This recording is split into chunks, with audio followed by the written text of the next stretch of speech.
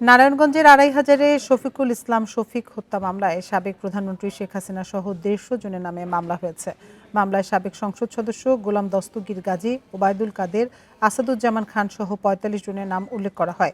বুধবার রাতে আড়াইহাজার থানায় এ মামলা হয়। এদিকে চাঁপাইনবাবগঞ্জে বিএনপি কর্মীকে হত্যা চেষ্টার অভিযোগে সাবেক সংসদ সদস্য সহ আব্দুল ওদুদ সহ আওয়ামী লীগের ৪০ নেতাকর্মীর নামে মামলা হয়েছে। মামলায় উল্লেখ করা হয়, গত ৫ই আগস্ট আজম আলীকে ধারালো অস্ত্র দিয়ে কুপিয়ে হত্যা করা হয়।